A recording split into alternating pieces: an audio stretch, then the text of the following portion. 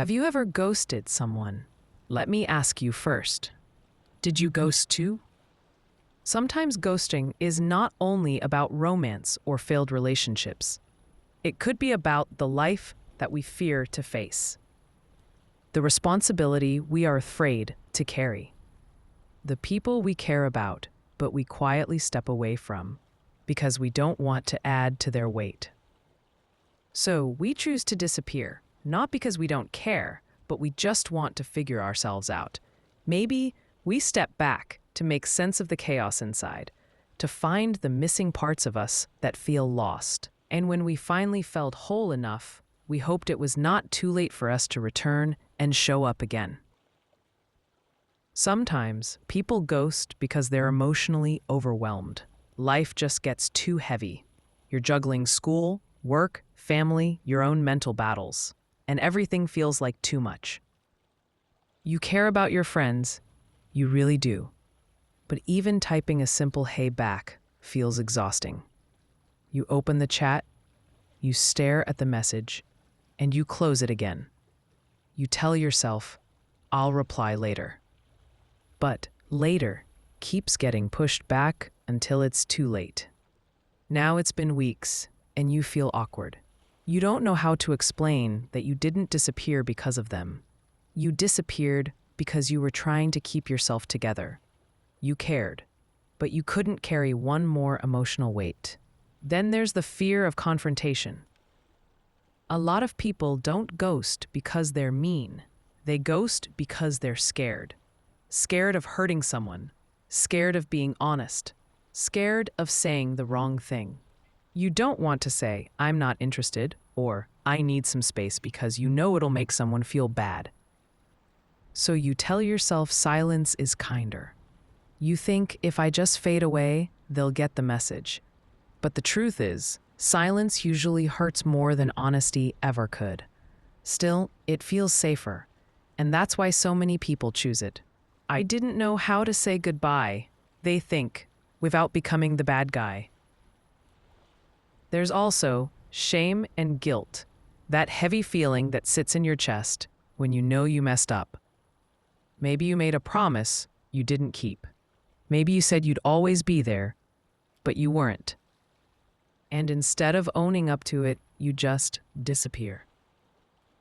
Because facing it feels too hard, you replay it in your head, feeling worse every time, so you convince yourself it's better to stay silent than to make it worse. But that guilt doesn't really go away. It just hides behind the unread messages and the last scene you keep avoiding. You think time will fix it, but deep down, you know you just couldn't face them. And sometimes it's not even about what happened. It's about how someone's wired.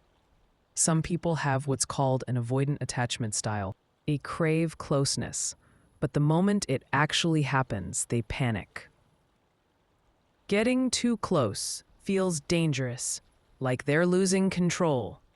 So when someone starts to care about them, they pull away. They vanish, not because they didn't feel anything, but because feeling something scared them. To them, ghosting isn't cruelty, it's protection. Getting close felt unsafe, they tell themselves, so I left before I could be seen. It's not right, but it's real.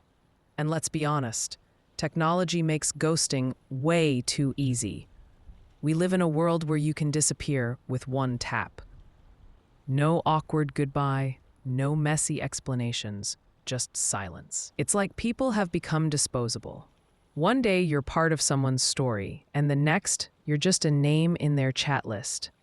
We forget that behind every seen message, there's someone refreshing the screen, wondering what they did wrong. We've learned to treat people like content, something to swipe past when we get bored. It was just a message, we say.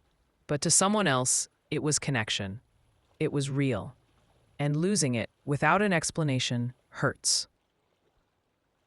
But here's something important. Not all ghosting comes from a bad place. Sometimes ghosting is about self-protection. There are moments when you're talking to someone who drains you, disrespects you, or makes you feel small. Someone who doesn't listen when you say stop. And in that case, disappearing isn't avoidance, it's survival. You don't owe closure to someone who constantly crosses your boundaries. Sometimes silence is the only way to protect your peace. And that's okay. Walking away from something toxic doesn't make you a ghost. It makes you brave. Still, for most people, ghosting happens because we simply don't know how to communicate. No one teaches us how to say, I don't feel the same anymore, or I need space to focus on myself. It's awkward. It's uncomfortable. So instead of talking, we run. We avoid the hard stuff because we think disappearing will make it easier. But the truth is, it just leaves both people hanging, one person confused, the other pretending they don't care. We ghost because we're scared to feel. We ghost because we're scared to explain why. The thing is, everyone ghosts someone at some point, and everyone gets ghosted too. It's part of being human in this weird digital age. But maybe what we need isn't to stop ghosting entirely, but to start understanding it better. To recognize when we're doing it out of fear and when we're doing it for protection. To learn how to be honest even when it's hard, because being honest doesn't always mean giving a full explanation. Sometimes it's just saying, I can't talk right now, or I'm not in a good headspace. Even a small message can save someone from wondering what they did wrong.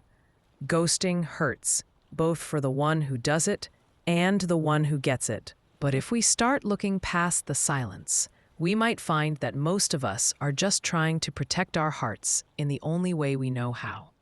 We're scared, tired, or just not ready.